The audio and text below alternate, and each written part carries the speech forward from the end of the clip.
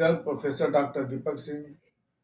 आज हम लोग सिफिलिस का मेडिसिन के बारे में बात करेंगे। सिफिलिस क्या है, क्या होता है इसमें, कैसे जांच करेंगे और कौन सी दवा से ठीक होते हैं। जैसा कि आपको मालूम हो चुका होगा, सिफिलिस एक बैक्टीरियल इन्फेक्शन है और सिफिलिस एक गंभीर बीमारी है। जो सिफिलिस में हमारा ऑर्गन्स धीरे धीरे डैमेज होने लगते हैं। तो इस पे बात करने जा रहे हैं उन्हें कर करके। सिफिलिस एक बैक्टीरिया से होता है, जिस बैक्टीरिया का नाम है ट्रिपोनिमा पैलिडम।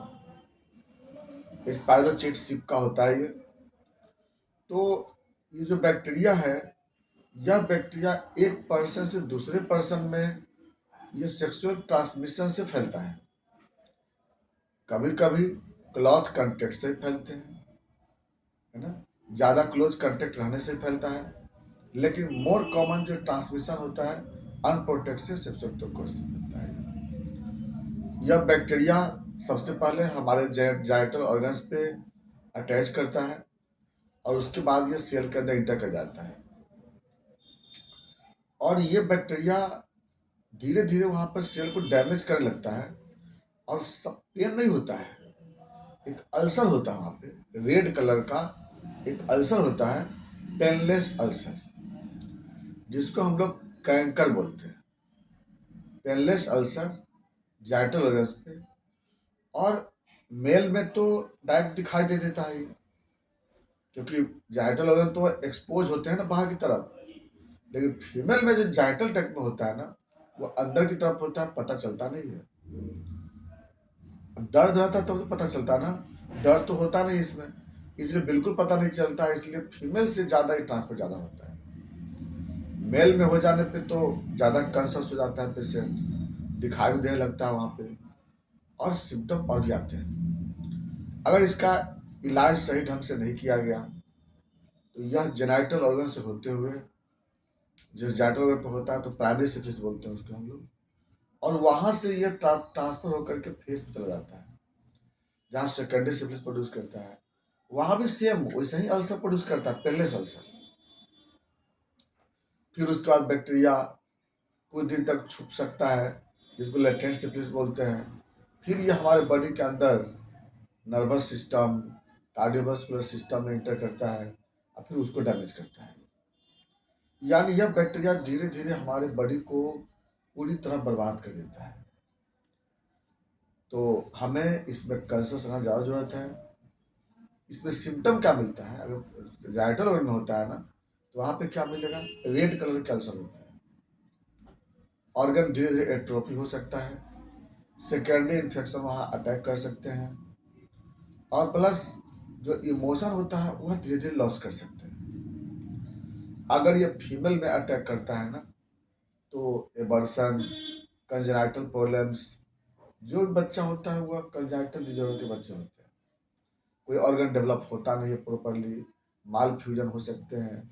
तो फीमेल में तो प्रेगनेंसी में ज़्यादा दिक्कत करता है। अब जो सिम्टम मिलेंगे, अगर मान लीजिए नर्वस सिस्टम अगर हुआ तो फिर न्यूरोलॉजिकल डिजॉर्डर मिलते हैं। कार्डियोवास्कुलर सिस्टम हुआ तो ब्लड वेसल ब्लॉक हो सकते हैं, आर्टरी वगैरह वहाँ पर एनोरिज्म हो सकते हैं। ये सब बहुत सारे कॉम्प्लिकेशन बॉडी में आते हैं। हम इसे कैसे जानेंगे कि सिफिलिस है, तो इसके लिए हम लोग ब्लड टेस्ट में करते हैं। सबसे पहले VDRL ब्लड से जांच होती है। आपको वेन से ब्लड लेकर के जांच करके बताएगा पॉजिटिव निगेटिव के बारे में। वहाँ पर रिएक्टिव और नॉन रिएक्टिव आता है रिपोर्ट में। रिएक्टिव है तो पॉजिटिव है, अगर नॉन रिएक्टिव है तो निगेटिव है। और ज़्यादा कंफर्म करने के लिए TPHA कराते हैं, TPHA। इससे जो है कंफर्म हो जाता है कि सिफिलिस है, कितना कॉम्प्लिकेशन में है, कितना स्टेज में है, कितना सीवियर है, कंफर्म जांच कर लेते हैं TPHA। और इसमें भी आपको पॉजिटिव मिलते हैं और वैल्यू मिलता है इसमें। इसके अलावा हमें कुछ जरूरत नहीं होती कराने की, 2 जांच इसमें सफिशियंट है। इसके बाद नेक्स्ट आते हैं हम लोग अब ट्रीटमेंट। इसका इलाज कैसे करेंगे हम लोग? सबसे पहले तो इसमें प्रोटेक्शन बहुत ज़रूरत है, सेकेंडरी इन्फेक्शन से इसमें रोकना बहुत ज़रूरत है इसको, वहाँ पे हाइजीन मेंटेन रखेंगे। और इसमें आती दवा, मेडिसिन में क्या करते हैं, सबसे नंबर 1 की दवा आती है सिफलिनम।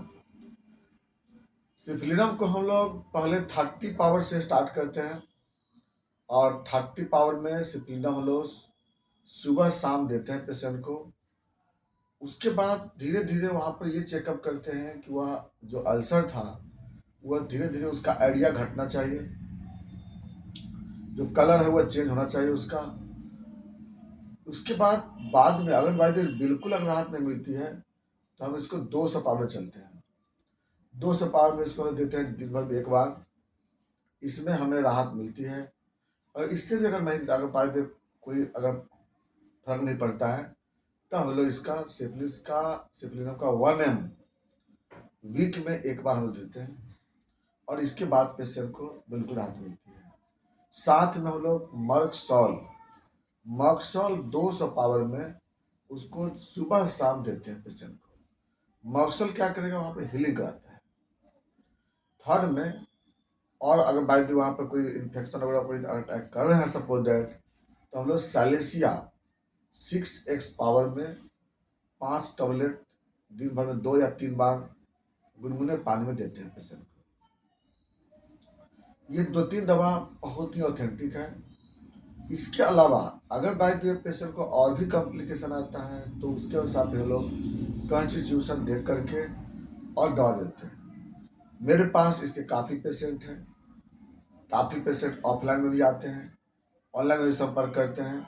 तो अगर आप ऑफलाइन में आते हैं तब तो हम डायरेक्ट देख लेते हैं और जांच करा करके आपको हम देख लेते हैं कि कितना कंडीशन है। और अगर ऑनलाइन में है तो आप हमें व्हाट्सएप पे फ़ोटो खींच कर उसका भेज दीजिएगा, और VDRL एंड TPHA जांच करा करके भी वह हमें रिपोर्ट चाहिए। ये दोनों जांच करा करके हमें सेंड कीजिएगा, और उसके बाद हम बात करेंगे आपसे, और उसके बाद हम दवा सेलेक्ट करके आपको बताएंगे और आप बिल्कुल ठीक हो जाएंगे। बस ये होती है कि इसमें थोड़ा समय लगता है, इतना जल्दी तो ठीक नहीं होता है, समय लगता है, लेकिन ठीक होता है। काफ़ी लोग निराश हो जाते हैं, 6 महीना 1 साल 2 साल दवा खाते हैं और वह चुप हो जाते हैं। नहीं, उसको रोकना नहीं है, दवा खाने से बिल्कुल ठीक हो जाती है। हमारे पास काफ़ी पेशेंट होते हैं जो 2-2 साल 3-3 साल के खा करके आए हुए हैं और सारे ठीक हो जाते हैं। ये था सिफिलिस, बाकी बातें नेक्स्ट वीडियो में। Thanks for watching.